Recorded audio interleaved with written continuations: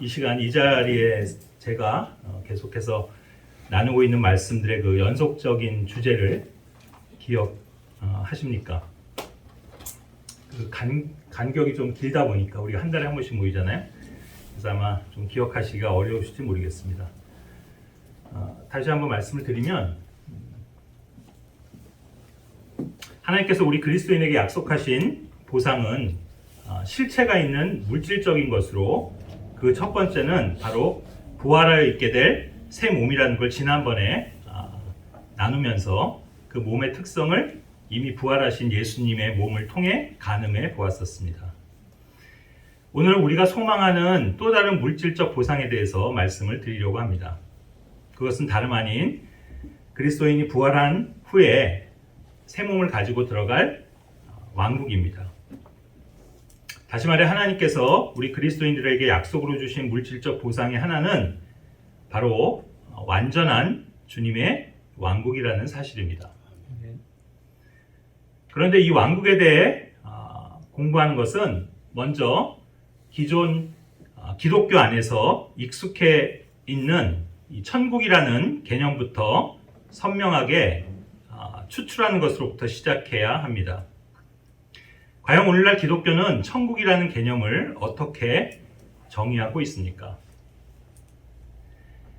간혹 저 서울 명동이나 서울역 이런 데 가보면 어떤 사람들이 다음과 같은 띠를 두르고 서 있는 모습을 목격할 수 있습니다. 예수 천국, 불신 지옥.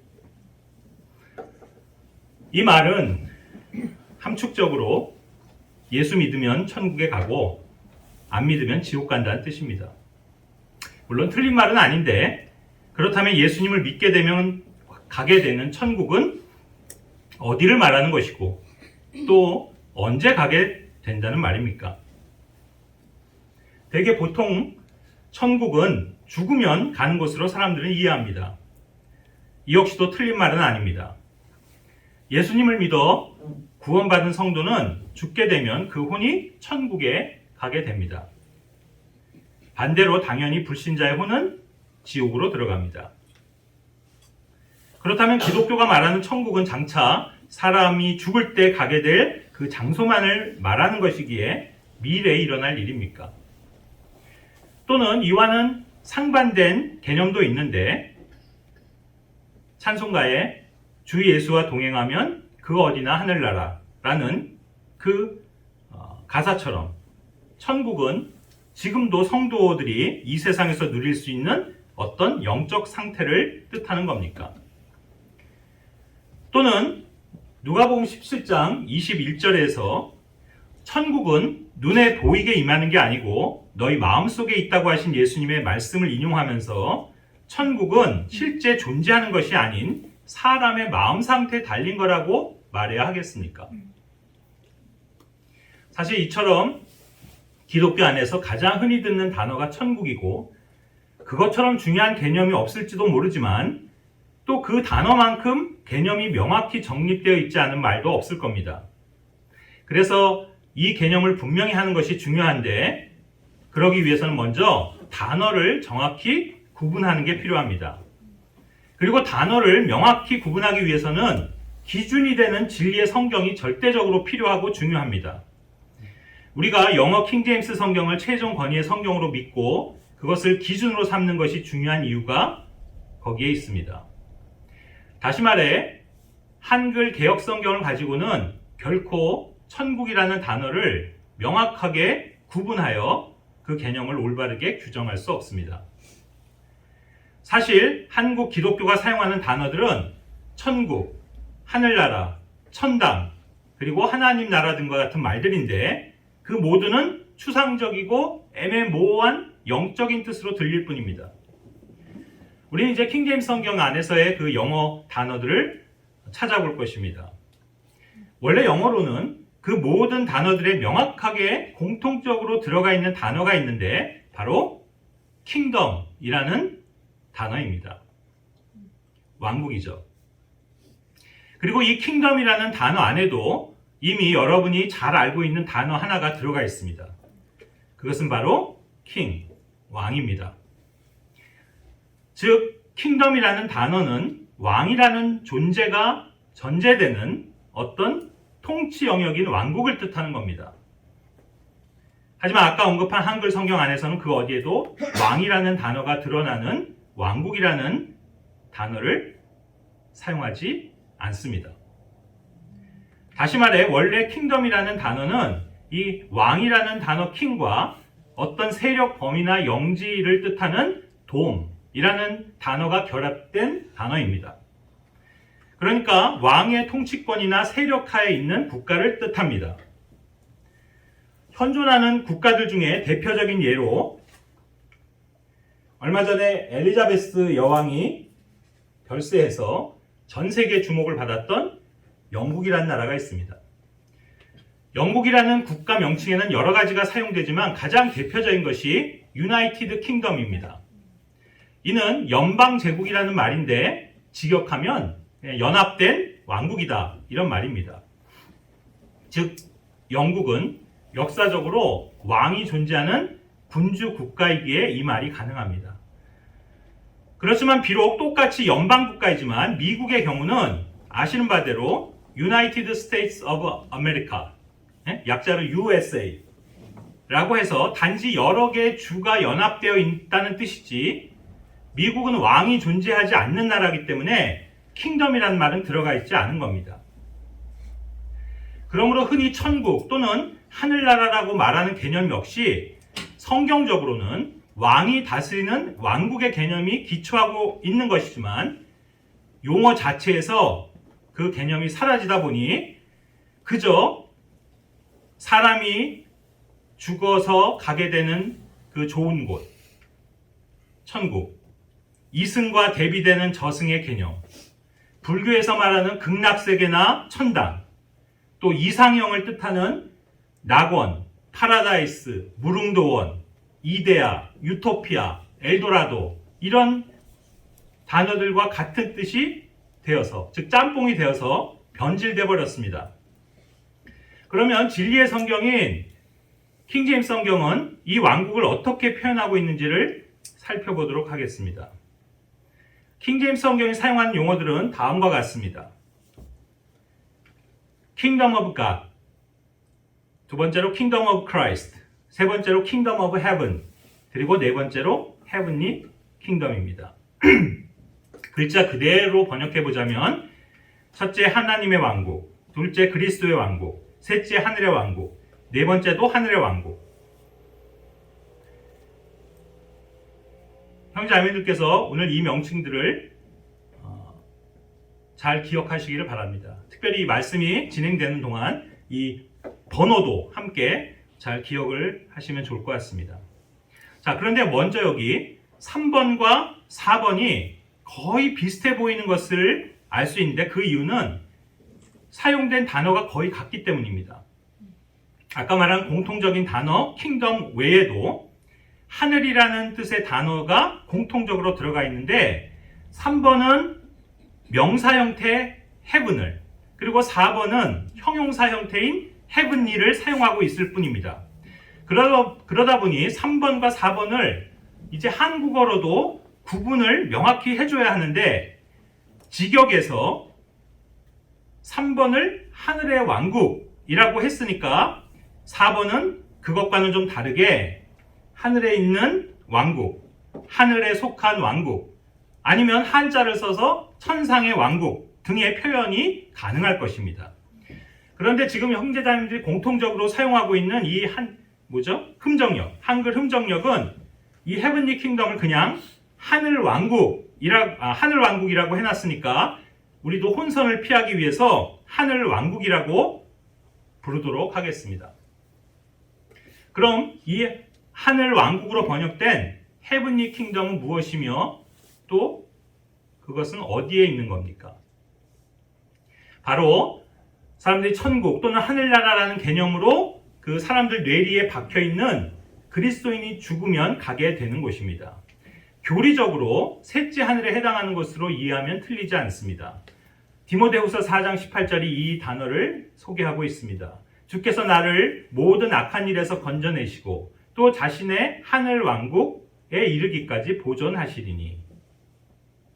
His heavenly kingdom. 그리고 성경은 그 셋째 하늘을 또한 낙원이라고도 부르고 있습니다. 고린도후서 12장 1절부터 4절까지를 찾아보시면 아실 수 있습니다. 중요한 건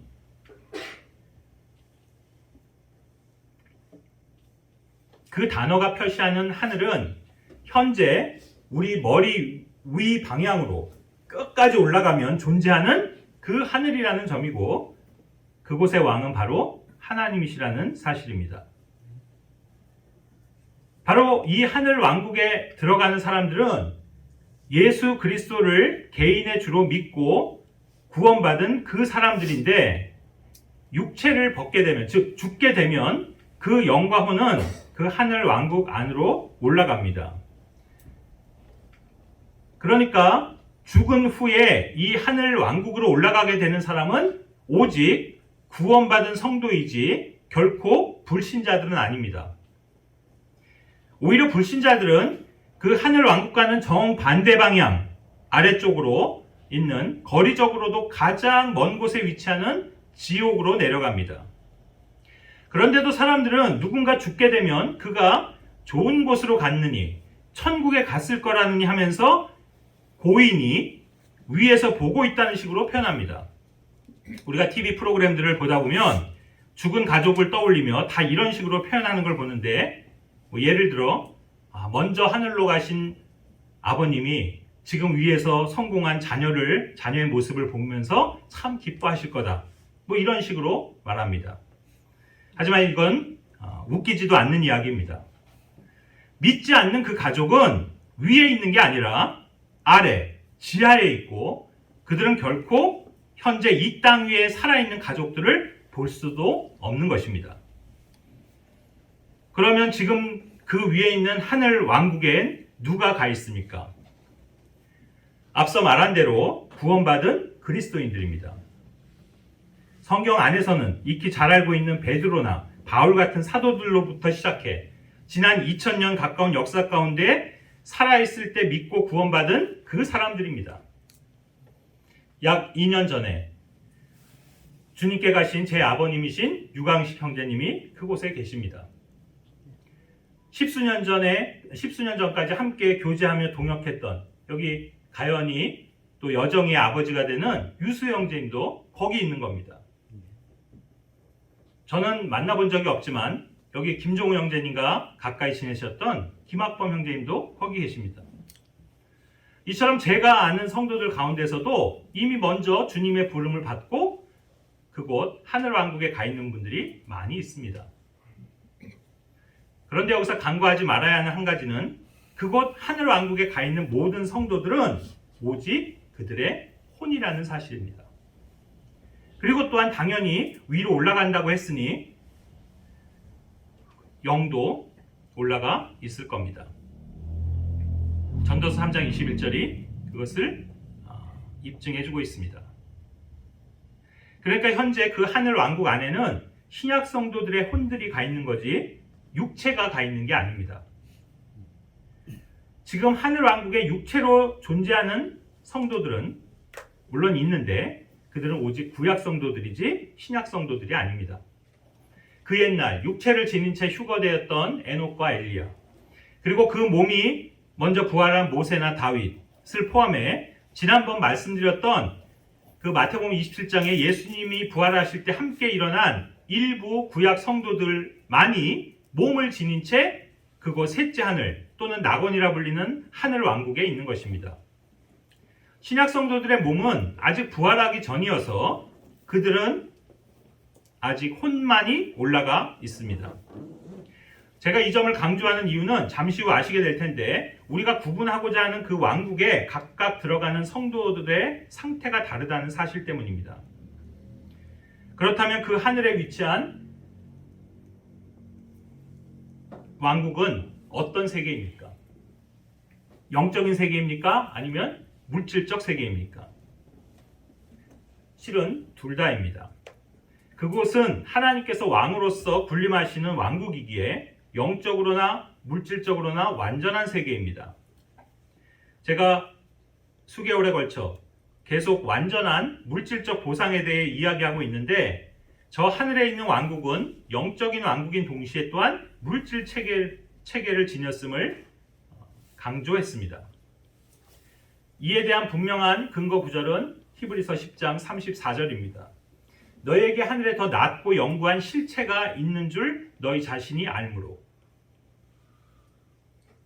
In heaven, a better and an enduring substance. 자, 여기 substance, 물질, 실체로 번역되는 이 단어에 대해서 우리가 몇 달 전에 공부했던 걸 기억하시는 분이 계실지 모르겠습니다. 이 단어는 물질을 뜻합니다. 그래서 하늘에 있는 왕국은 단지 영적인 왕국이 아닙니다. 그곳은 물질로도 구성되어 있는 왕국입니다. 다시 말해 하나님께서 궁극적으로 뜻하시는 바는 영적으로나 물질적으로나 완전 무결한 왕국에서 하나님께서 왕으로서 영원히 통치하시며 영광을 얻는 그것입니다. 근데 문제는 그 왕국이 현재는 하늘에 위치할 뿐 이 땅 위에는 실현되고 있지 않다는 점입니다. 하지만 머지않은 시점에 그 완전한 왕국이 이 땅 위에 세워질 거라는 사실이며 바로 거기에 성경 예언의 모든 포커스가 맞춰져 있다는 사실입니다. 여러분은 주기도문으로 알려진 예수님의 기도 내용을 기억하실 겁니다. 하늘에 계신 우리 아버지여, 아버지의 이름이 거룩히 여겨지게 하옵시며 아버지의 왕국이 임하옵시며 아버지의 뜻이 하늘에서 이루어진 것 같이 땅에서도 이루어지이다. 지금 뭐라 기도하고 계십니까? 당신의 왕국이 온다는 겁니다. Thy kingdom come. 어디서 어디로 오는 겁니까? 바로 하늘에서 땅으로 오는 겁니다. 그래서 하늘에서처럼 땅에서도 하나님의 뜻이 이루어질 거라 그렇게 말씀하십니다. 그것이 4번의 하늘 왕국.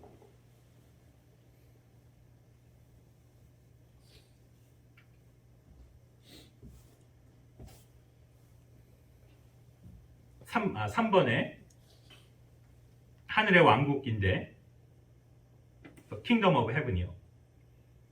다시 말해 하늘에 있는 왕국이 이 땅 위로 옮겨질 것이라는 뜻인데, 즉 하늘에 있는 왕국이 땅으로 이동해서 세워지는 것이기 때문에 땅 위에서 발견되지만 그 이름에 여전히 하늘이란 단어가 들어가 있는 겁니다. 그리고 특별히 이 단어는 물질로 된 이 지구 위에 가시적으로 세워질 왕국이기에 물질적 왕국이라는 그 특징에 보다 초점이 맞춰져 있는 표현입니다. 이것은 오직 마태복음 안에서만 발견되는 용어인데 그 이유는 마태복음은 바로 이스라엘이라는 물리적 왕국의 왕으로서 예수님을 드러내고 있는 복음서이기 때문입니다. 그래서 예수 그리스도께서 실제로 왕에 즉위하시고 통치하시게 되면 이 왕국의 또 다른 명칭은 2번인 The Kingdom of Christ, 그리스도의 왕국이 될 것입니다. 이는 미래에 성취될 내용입니다. 그래서 현재로서는 아직 그 물질적 왕국은 경험할 수가 없는 것이고 오직 그 왕국의 또 다른 한 축인 영적인 왕국만이 작동하고 있음을 알 수 있습니다. 그것을 표현할 때 주로 사용하는 용어가 1번 The Kingdom of God, 하나님의 왕국입니다. 하지만 현재 하늘에 있는 왕국이나 또 장차 이 땅에 세워질 하늘의 왕국 모두는 영적 상태와 물리적 상태가 완벽히 결합되어 있는 왕국이기 때문에 어떤 경우는 표기를 하나님의 왕국이라 쓰면서도 그것이 겨냥하는 의미는 그리스도의 왕국인 하늘의 왕국일 때도 있음을 분별해야 합니다. 그러니까 장차 이 지구상에 출현할 그리스도의 왕국은 마태복음에서는 하늘의 왕국이라고 불리고 나머지 성경 기록에서는 하나님의 왕국이라고 불리거나 아니면 그냥 거두절미하고 왕국이라고 표현하기도 하는 겁니다. 그리고 물론 성경에는 그 표현이 정확히 등장하는 건 아니지만 그리스도께서 왕으로 다스리는 기간이 1000년이 될 것이기에 우리는 흔히 그 왕국을 밀레니엄, 천년 왕국이라고 부르기도 합니다. 그 근거 구절은 요한계시록 20장입니다. 자, 그렇다면 지금 언급되는 모든 왕국의 개념은 분명 실제하는 문자적인 왕국임이 분명합니다. 그런데 아까 초반에도 언급되었던 누가복음 17장 20절 21절에서는 왕국은 눈에 보이게 임하는 게 아니다. 다른 말로 하면 불가시적이다. 그리고 여기에도 없고 저기에도 없는, 그러니까 실제하지 않는 것이라고 말씀하는 건 그렇다면 어떻게 된 겁니까? 왜 이런 모순처럼 보이는 말씀을 예수님께서 하고 계시냐는 점입니다.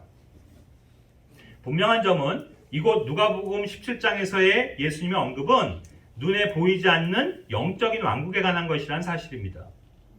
그러므로 이 시대에 우리들은 물리적인 왕국과 영적인 왕국을 구별할 줄 알아야 합니다.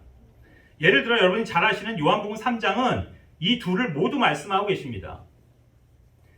3절에서 사람이 물에서 나고 성령에게서 나지 않으면 왕국을 볼 수 없다고 하십니다. 즉 이 말을 반대로 하면 사람이 거듭나면 왕국을 볼 수 있다는 뜻입니다. 볼 수 있다는 건 가시적인 거죠. 그런가 하면 5절은 거듭나지 못한 사람은 왕국에 들어갈 수 없다라고 하십니다. 다시 말해, 다시 이 말도 바꿔서 얘기하면 다시 태어난 사람은 왕국에 들어갈 수 있다는 말입니다. 그런데 왕국을 보는 것이든 왕국에 들어가는 것이든 두 경우 모두 공통된 전제 조건은 바로 다시 태어나는 것. 우리가 흔히 사용하는 용어, 거듭나는 것입니다. 이미 태어난 사람들이 어떻게 또다시 태어날 수 있습니까? 이것이 바로 니고데모의 질문이었고 또 오늘날도 많은 사람들의 오해이기도 합니다. 다시 태어나는 것, 영어로 born again, 거듭남. 이 말은 안타깝게도 하지만 오늘날 많은 이 세상의 불신자들에 의해서 왜곡되고 또 그렇게 사용되고 있음을 봅니다. 예를 들어 정치인들은 선거운동을 하면서 국민만 바라보고 국민만 위해 일하는 사람으로 거듭나겠습니다. 이렇게 말합니다. 기업인은 나와서 자신이 경영하는 기업이 더 좋은 기업으로 거듭날 수 있도록 노력하겠다고 말합니다. 또 연말 시상식에 트로피를 든 연예인은 보다 훌륭한 연기자, 사랑받는 연기자로 거듭나겠다는 수상 소감을 밝힙니다. 이처럼 사람들은 거듭난다는 말을 그저 어떤 영역이나 인격이 좀 더 개선되고 발전되는 것의 의미로 사용합니다. 그러나 원래 성경이 말하는 거듭남이란 완전히 새로운 창조물로 다시 태어나는 것을 의미합니다. 그런즉 누구든지 그리스도 안에 있으면 새로운 피조물이라. 옛 것들은 지나갔으니 보라 모든 것이 새롭게 되었도다. 고린도후서 5장 17절의 말씀. 그렇습니다. 이것은 개과천선이니 환골탈태니 체질 개선이니 갱생 프로그램이니 하는 식의 변모 변화 등과는 하등 관련이 없습니다. 말 그대로 이것은 생명으로 완전히 태어나는 또 다른 차원의 출생입니다. 예수님께서는 요한복음 3장에서 한 번 육신적 출생을 경험한 사람이 다시 태어날 수 있는 건 오직 성령에게서 나는 것뿐임을 말씀하고 계십니다. 1차적으로 물에서 난다는 것은 인간의 육신적 출생을 말합니다. 그리고 2차로 다시 태어날 수 있는데 그것은 성령님에 의한 출생입니다. 그러니까 지금 이 세상에 살아가고 있는 모든 사람들은 오직 두 종류의 사람들만이 있고 그들이 뒤섞여 살고 있는데, 즉 한 번만 출생한 사람과 두 번 출생한 사람들입니다. 그렇다면 여기 계신 분들께 묻겠습니다. 여러분들은 몇 번 태어나신 분들입니까? 두 번. 그렇죠? 당연히 한 번은 태어났으니까 여기 지금 계시는 거고, 그렇다면 두 번째 출생도 다 경험하셨습니까? 즉 성령에 의해 다시 태어난 적이 있으십니까? 아멘. 다 그러시리라 믿습니다. 그렇다면 다시 묻겠습니다. 거듭난 형제 자매님들은 지금 하나님의 왕국에 들어가셨습니까? 또 하나님의 왕국을 보고 계십니까? 아멘. 만약 성령에 의해 다시 태어난 적이 없다면 왕국을 볼 수도 왕국에 들어갈 수도 없는 것입니다. 이렇게 다시 태어난 새로운 출생은 너무나도 중요한 것인데 성경에는 이 다시 태어남의 경륜이 적용돼야 하는 또 다른 대상이 있다는 사실을 알려주고 계십니다. 사랑하는 형제자매님들, 오늘 말씀의 주제인 이 그리스도의 왕국이 특별한 이유는 그 왕국이 거듭난 왕국이기 때문입니다. 아멘. 이 말이 무슨 말이냐면 거듭난 사람만이 들어갈 수 있는 왕국이라면 그 왕국도 그에 걸맞게 거듭나야 한다는 뜻입니다. 성경에 새로운 출생이 필요한 것은 단지 사람만이 아니란 사실을 알 수 있습니다. 디도서 3장 5절은 우리가 그 다시 태어남의 씻음과 성령님의 새롭게 하심으로 구원받았다고 증거하고 있습니다. 여기에서 이 다시 태어남이라고 번역한 영어로 regeneration인데 이 재출생은 사람들의 재출생, 우리가 좀 전에 언급했던 바로 그 영적 거듭남에 대해서 말씀하고 있는 구절입니다. 그런데 또 이 단어를 사용하고 있는 구절이 있습니다. 그것은 마태복음 19장 28절입니다.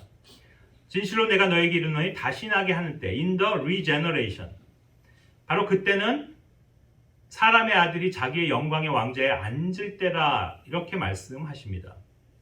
이 두 구절의 공통점인 이 회생 또는 재생이란 뜻을 원래 가진 regeneration이 사용되는 유의한 두 개의 구절입니다.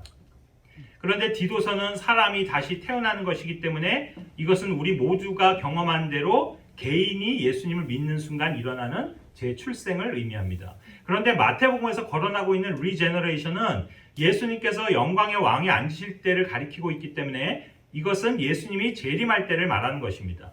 즉 그때에도 재출생하는 일이 발생할 거라는 이런 뜻입니다. 그렇다면 누가 다시 태어나는 겁니까? 사람이 아니라 그 거듭난 사람이 살아갈 땅입니다. 이 땅과 거기에 속한 모든 만물, 즉 동물과 식물들을 포함한 모든 만물로 한마디로 이 지구가 회생되는 겁니다. 그것을 사도행전 3장 19절은 새롭게 하는 때 when the time of refreshing 이라고 표현합니다.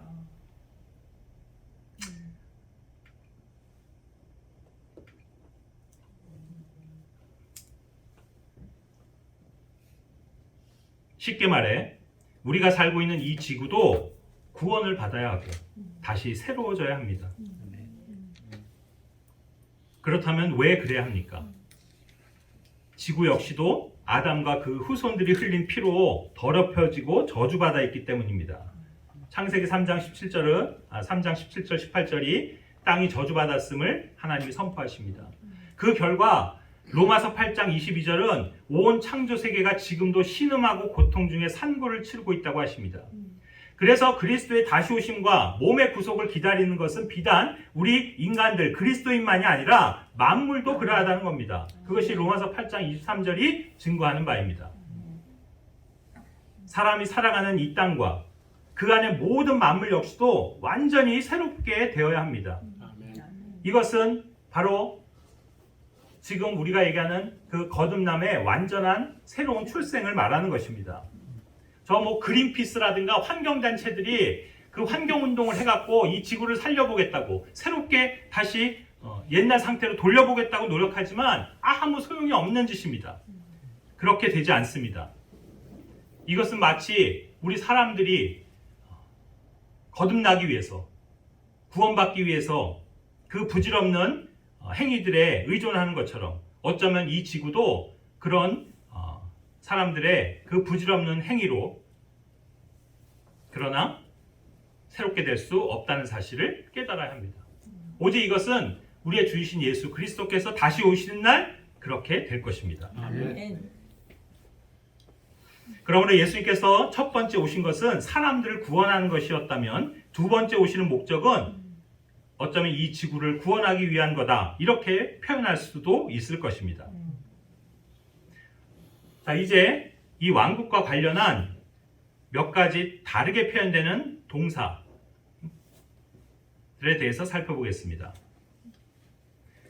우리가 조금 전에 요한복음 3장을 통해서 본 것처럼 사람들은 왕국을 보는 것이나 들어가는 것이나 다 같은 영적인 의미로 받아들입니다. 하지만 본다는 동사와 들어간다는 말은 같은 말이 아닙니다. 예수님이 이것을 두 번 말씀하시면서 각기 다른 동사를 사용하셨다면 그것은 서로 다른 의미를 내포하고 있는 것입니다. 첫째는 방금 확인했던 왕국을 보는 것입니다. 둘째는 왕국에 들어가는 것입니다. 그런데 왕국과 관련한 이 연결된 동사는 이 두 가지로 끝이 아니고 세 번째로 또 다른 동사가 연결됩니다. 그것은 왕국을 실질적으로 소유한다라는 의미의 왕국을 상속받는다라는 표현입니다. 이 표현들이 등장하는 구절들을 우리가 잠시 후에 살펴볼 텐데 왕국을 그렇다면 이 표현들이 갖는 보는 것, 들어가는 것, 상속받는 것 어떤 의미의 차이가 있을까요? 왕국을 볼 수 있다는 것은 앞서도 설명했듯이 가시적인 것입니다. 즉 육의 눈으로 보는 것이기 때문에 이것은 물질로 된 왕국을 의미하는 겁니다. 그렇다면 이 왕국은 아직 오지 않은 겁니다. 현재 우리가 보는 왕국들은 오직 이 세상에 속한 왕국들 뿐입니다. 예컨대 대한민국이라든가 우리가 살고 있는 또 미국, 영국, 프랑스, 러시아, 중국 이런 나라들입니다. 하지만 아직 그리스도의 왕국은 오지 않았습니다. 그러나 그 왕국이 곧 임박했다고 증거했던 분이 침례 요한이었고 예수님이었으며 또 초대교회 시대의 사도들이었습니다. 분명 머지않은 시점에 우리는 하나님께서 이 땅으로 가져오시는 그분의 왕국을 보게 될 것입니다. 신약 성도에 해당하는 사람들은 요한복음 3장이 말하는 바에 성령으로 다시 태어난 사람들이기에 예수님과 함께 이 땅으로 내려올 것이고 예수님에 의해 이 세상 왕국들이 정복되고 건설되는 그분의 왕국을 직접 눈으로 목격하게 될 것입니다. 그리고 더 나아가 그 왕국에 들어가게도 될 것입니다. 이 또한 신약 성도들에게는 은혜로 주어지는 구원의 결과입니다. 그러나 그럼에도 불구하고 신약 성도들은 이 물질적 왕국이 시작되기 전이라도 영적인 왕국 안으로는 거듭나는 순간 들어가게 된다는 사실입니다. 이것이 왕국에 들어간다라는 표현입니다. 바로 요한복음 3장 5절의 그 의미입니다.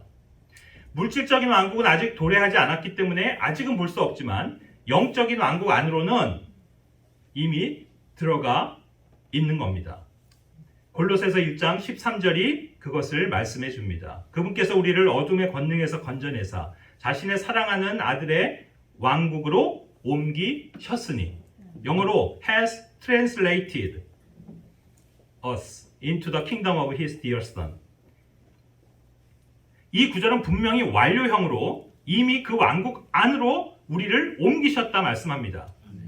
그러니까 만일 여기 계신 형제자매들 모두가 예수 그리스도를 자신의 주로 믿고 받아들였다면 이미 영적인 왕국 안으로 들어가 있는 것입니다. 그리고 우리의 혼이 구원받았다. We are saved 라고 말하는 로마서 8장 24절이나 베드로전서 1장 9절의 그 완료형과 더불어 우리 영은 이미 하나님의 왕국 안에 들어가 있는 것입니다. 이것은 오직 성령님의 의해서 출생되는 신약 성도들에게만 주어지는 은혜입니다. 예컨대 환난 시대를 통과해 구원받을 환난 성도들은 그 물질적인 왕국이 실제로 건국된 후에야 그 안으로 들어갈 수 있으며 그것도 그들이 환난을 끝까지 견뎌내고 행위로 구원을 이루어야 가능한 일입니다. 그래서 그 왕국 백성에 해당하는 유대인들에게 주신 하늘의 왕국에 대한 교리는 그 왕국에 들어갈 수 있는 비결들을 이렇게 가르치고 있습니다.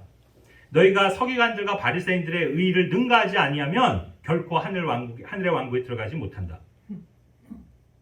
오직 하나님 아버지의 뜻을 행하는 자만이 그 왕국에 들어갈 수 있다. 여기 이 어린아이들과 같이 그렇게 순수하게 하나님의 왕국을 받아들이는 자들만이 그 안에 들어갈 수 있다. 그리고 부자들은 들어가기 힘들다. 즉 재물을 신뢰하는 자들은 하나님의 왕국에 들어가는 것이 심히 어렵다. 다 아시는 것처럼 다른 구절에선 낙타가 바늘기로 들어가는 것보다 어렵다. 이렇게 말씀하고 있습니다. 이것은 누구에게 해당되는 경륜입니까? 바로 환란 시대를 살게 될 그 성도들입니다. 우리에게 대한 말씀들이 아닙니다. 우리는, 즉 우리 신약 성도들은 단지 믿어 구원을 받기만 하면, 즉 성령으로 거듭나기만 하면 그 왕국에 자동으로 들어갈 수 있다니, 이 얼마나 크고 놀라운 은혜입니까? 그러나 오늘 정말 방점을 두고 싶은 부분은 이것인데, 이제 왕국을 보고 들어가는 게 끝이 아니라는 사실을 깨달아야 한다는 겁니다. 더 중요한 건 그 왕국의 실질적인 혜택을 누려야 한다는 겁니다. 이것에 대한 표현이 좀 전에 소개했던 바로 왕국을 상속받는다. Inherit the kingdom 이라는 표현입니다. 설명드리겠습니다. 단순히 왕국을 쳐다보거나 들어가는 것만으로는 불만족스러운 겁니다. 요즘 그 어느 때보다 우리가 살고 있는 대한민국의 위상이 세계적으로 대단하다고 합니다. 경제력으로도 이미 10위권 아닐 뿐 아니라, 다 들어보셨겠지만 K-팝, K-드라마, K-푸드, K-문화 등으로 불리며 많은 외국 사람들이 한국에 대해 열광하고 또 부러워합니다. 그래서 한국 음악, 영화, 드라마에 홀릭되고 한국 음식에 매료되고 한국 관련 정보와 문화 콘텐츠들을 접하려고 한국을 방문하고 싶어하며, 그래서 심지어는 한국어를 배우는 그 외국 사람들까지도 많이 늘고 있다고 합니다. 그래서 아마 많은 해외에 있는 그 외국인들은 오늘날 발달되어 있는 이 인터넷, SNS라든가 유튜브라든가 영화, 드라마 같은 이런 매체들을 통해서 한국을 보고 경험할 것입니다. 하지만 그 가운데 극히 일부만이 직접 한국을 방문해 볼 수 있을 겁니다.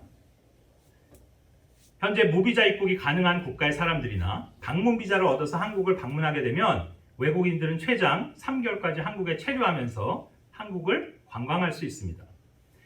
그들은 대한민국에 실제 들어와 많은 것을 보고 체험하고 즐기고 할 수 있습니다. 그러나 그들은 대한민국의 국적을 지닌 대한민국 국민들은 아니기 때문에 대한민국 사람이 누릴 수 있는 권리나 혜택에서는 예외인 겁니다. 의료보험이나 각종 복지 혜택은 그들이 받을 수 없습니다.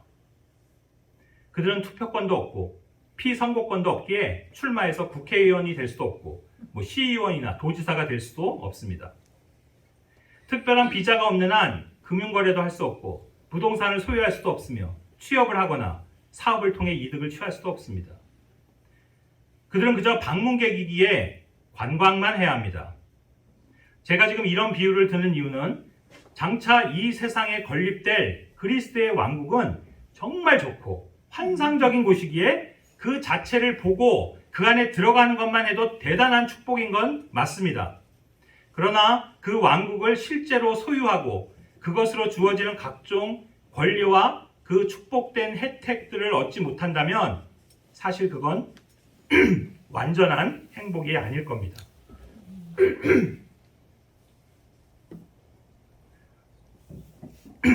제가 참 자주 드는 비유가 있습니다. 그 어린아이들이나 청소년, 일부 성인들도 그렇겠지만 아주 좋아하는 장소가 있습니다. 바로 롯데월드나 에버랜드 또는 디즈니랜드 같은 놀이공원입니다. 그 안에는 너무나 신나고 재밌고 흥미로운 것들이 많이 있습니다. 제가 예전에 홈스쿨 학교를 운영한 적도 있고 또 학생들을 데리고 그 미국에 연수를 가는 프로그램을 정기적으로 진행했던 적이 있었습니다. 그래서 그런 때 보면 항상 아이들이 가장 가고 싶어하는 곳은 그런 놀이공원이었던 게 기억이 납니다. 그런 곳을 데려간다고 하면 아이들은 환호성을 지르고 엄청 좋아하면서 흥분해합니다. 자, 그런데 만약 그 아이들을 제가 놀이공원에 데려가서 입장권을 끊고 그 안까지는 들어갔는데 놀이기구 자유이용권은 사주지 않는다고 한번 해봅시다. 그래서 그 어떤 놀이기구도 탈 수 없고 아무런 체험도 할 수 없다고 해봅시다. 그래서 제가 데려간 아이들은 그저 남들이 타고 즐기고 하는 모습을 부러운 눈으로 쳐다보기만 해야 한다면 어떻겠습니까? 아마 그 아이들은 이럴 거면 여길 우리 왜 데려왔냐고 투덜거리면서 차라리 안 오는 게 더 나았겠다라고 볼멘 소리를 하지 않겠습니까? 그 신나는 공원 안에서 아이들은 신나기는커녕 되려 시무룩해지고 행복은커녕 불행감만을 느낄 겁니다. 형제자매들, 명심하시기 바랍니다. 하나님의 왕국은 정말 좋은 것들, 영광스러운 것들로 가득한 곳입니다. 그것은 축복이 차고 넘치는 곳입니다. 하나님이 우리에게 주시려고 정말 너무나 많은 것들을 보상으로 예비하고 계십니다. 그것은 단지 영적인 걸 말하는 게 아니고 아까도 계속 강조하고 있지만 실체가 있는 물질적인 것들입니다. 그런데 그런 왕국에 들어가기만 하고 그 모든 실체들을 쳐다볼 수만 있을 뿐 정작 그 가운데 내 것은 아무것도 없고 그 어떤 권리도 주장할 수 없고 어떤 혜택도 실질적으로 누릴 수 없다면 이 얼마나 불행하고 비참한 일이겠습니까? 제가 왕국의 삶을 불행이니 비참함이니 하는 표현들로 이런 식으로 하는 게 적절한지 모르겠고 또 죄송스럽기도 하지만 좀 의미를 강조하기 위해서 드리는 말씀입니다. 만일 형제 자매님들이 구원받았다는 것만을 다로 여긴다면 또 성령님으로 거듭나 하나님의 왕국에 영적으로 들어갔고 이제 나는 언제 죽어도 하늘 왕국에 들어갈 수 있는 것을 확신하며 그리고 훗날엔 물질적 왕국도 보게 되는 것만으로도 족하다라고 여기신다면 진정 하나님께서 예비하신 영광과 축복의 90%를 걷어차는 일이 될 거라는 겁니다. 여러분이 성령으로 다시 태어났기 때문에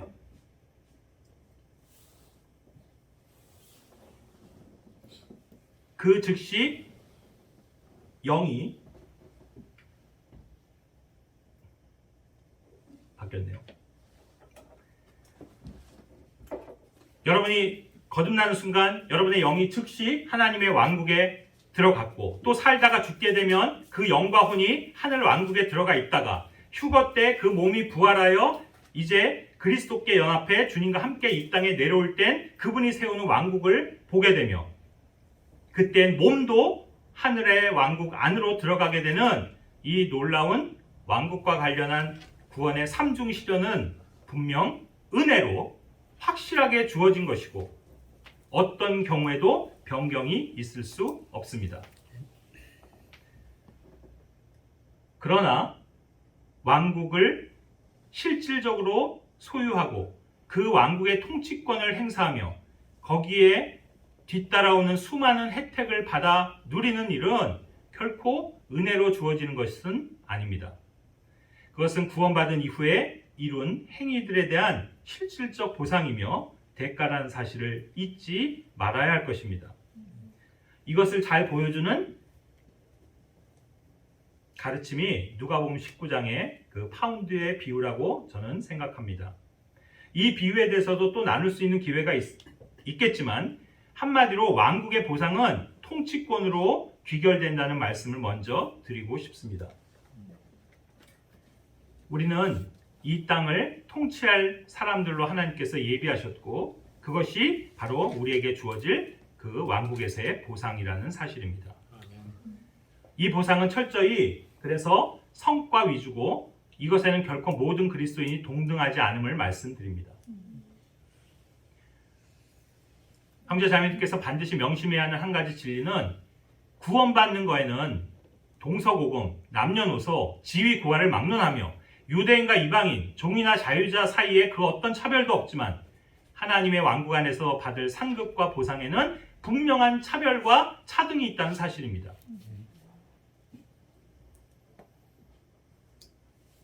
그러므로 하나님의 왕국을 상속받는다는 성경의 표현은 단순히 왕국을 보거나 들어가는 것을 의미하지 않습니다.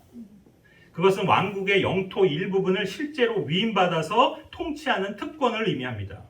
다시 말하자면 모든 구원받은 그리스도인이 왕국 안으로 들어가게 되겠지만 그들 모두가 왕국을 통치하거나 재판하는 지위를 얻지는 못한다는 뜻입니다. 자, 그러면 어떤 사람들이 그 왕국을 상속받지 못합니까? 성경은 그것들에 대해서 이렇게 알려주고 계십니다. 고린도서 6장 9절. 불의한 자가 하나님의 왕국을 상속받지 못할 줄을 너희가 알지 못하느냐. 속지 말라. 음행하는 자나 우상 숭배자나 간음하는 자나 여성화된 남자나 남자와 더불어 자신을 욕되게 하는 남자나 도둑질하는 자나 탐욕을 부리는 자나 술 취하는 자나 욕하는 자나 착취하는 자들은 하나님의 왕국을 상속받지 못하리라. 갈라디아서 5장 19절부터는 이렇게 말씀합니다. 이제 육신의 행위들은 명백하니 이것들이라. 곧 간음과 음행과 부정함과 세욕과 우상숭배와 마술과 증오와 불화와 경쟁과 진노와 다툼과 폭동과 이단과 시기와 살인과 술취함과 흥청됨과 또 그와 같은 것들이라. 내가 또한 전에 너에게 말한 것 같이 이것들에 대하여 미리 너에게 말하노니 그런 것들을 행하는 자들은 결코 하나님의 왕국을 상속받지 못하리라. 에베소서 5장 5절입니다. 너희가 이것을 알거니와 음행하는 자나 부정한 자나 탐욕을 부린 자 곧 우상 숭배자는 결코 그리스도와 하나님 왕국에서 아무 상속도 받지 못하느니라.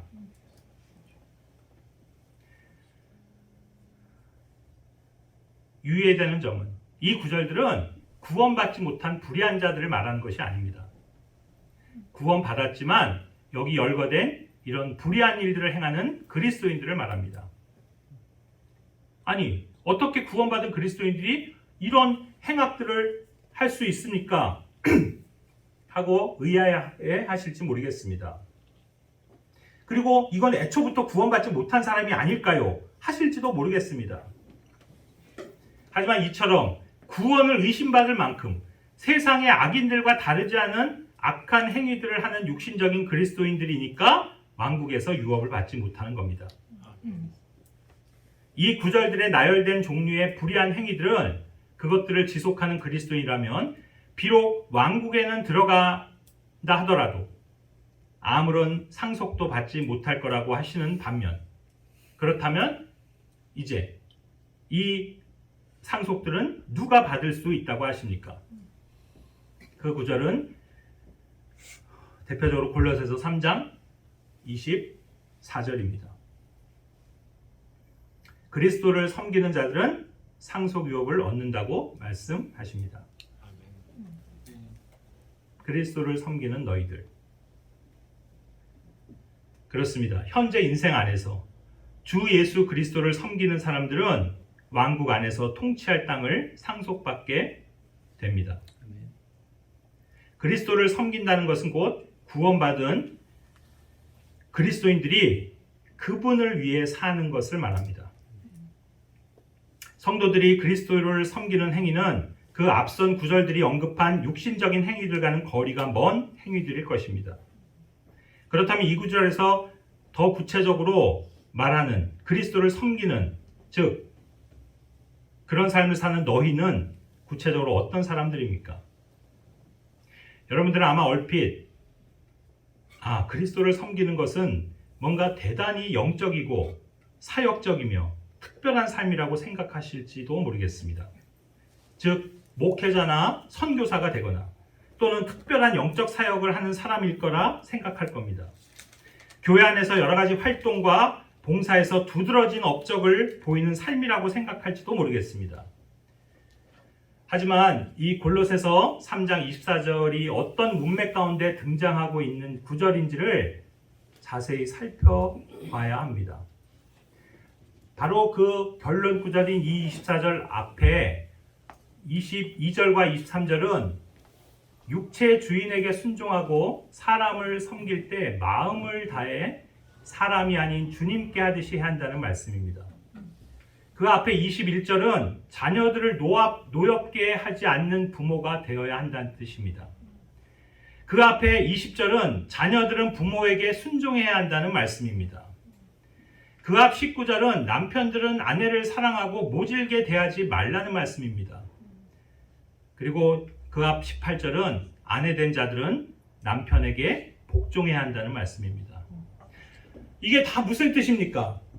그리스도인은 각자가 자신이 처한 위치와 신분에서 주님이 요구하시는 이런 합당한 태도를 보이며 사는 것이 곧 그리스도를 섬기는 것에 귀결된다는 뜻입니다. 아멘.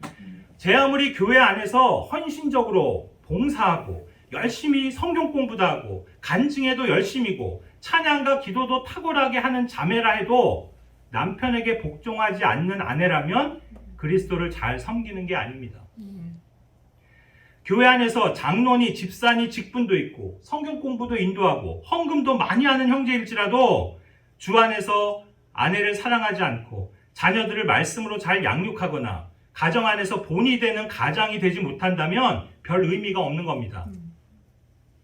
또한 교회 모임에 열심이면서 성경 공부, 찬양, 길거리 전도, 봉사활동 등에서 교회 최고로 충성하여 사는 젊은이다 하더라도 정작 자기 부모에게 불순종하는 자녀라면 그리스도께 충성하는 게 아닙니다.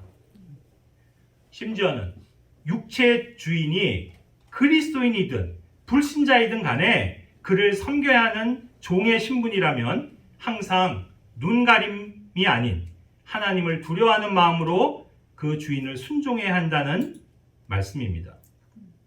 그리고 그리스도인은 무슨 일을 하든지 마음을 다해 그것을 주님께 하듯이 해야 하고 사람들에게 하듯 하지 말아야 한다는 겁니다. 이렇듯 만약 우리가 현재 그렇게 살고 있다면 우리는 장차 그분의 왕국에서 커다란 상속을 보상으로 받게 될 것을 아는 것입니다. 또 한 가지 왕국에서 보상 상속을 받는 비결은 이것입니다. 바로 디모데후서 2장 12절입니다. 우리가 고난을 당하면 또한 그분과 함께 통치하리라. 다시 말해 그리스도인이 받는 고난은 곧 장차 임할 그 왕국 안에서의 통치권의 상속에 직접적인 근거가 된다는 말입니다. 그래서 사도 바울과 바나바는 우리가 반드시 많은 환난을 거쳐 하나님의 왕국에 들어가야 한다라고 강조했던 것입니다. 이처럼 은혜로 구원받은 성도들은 구원받은 이후에 선한 행위들을 통해 왕국 안에서의 보상의 크기를 결정하게 되는 겁니다. 다시 한번 말씀드리지만 그리스도의 왕국에서 상속받게 될 그 보상을 결코 작은 것이나 하찮은 것으로 여기지 마시기 바랍니다. 왕국을 상속받는다는 표현은 왕국에 들어간다는 말이 결코 아닙니다. 은혜의 시대를 사는 사람들은 행위가 왕국에 들어가고 못 들어가고를 결정하지 않습니다. 믿음을 통해 은혜로 구원받은 사람이라면 누구나 왕국에 들어가 있으며 그리고 앞으로 그 실제적인 왕국에도 들어갈 것입니다. 하지만 그 왕국 안에서 누려야 할 권리들은 보상으로 주어질 것입니다. 그래서 그것은 구원받은 이후 그리스도인이 보이는 행위들에 달려있음을 기억해야 합니다. 결코 이 점을 잊지 마시고 왕국을 소망하며 열심을 다하는 형제 자매님들이 되시기를 바랍니다. 아멘. 우리에게 K열풍은 코리아가 아니라 킹덤입니다. 아멘. 기도하겠습니다.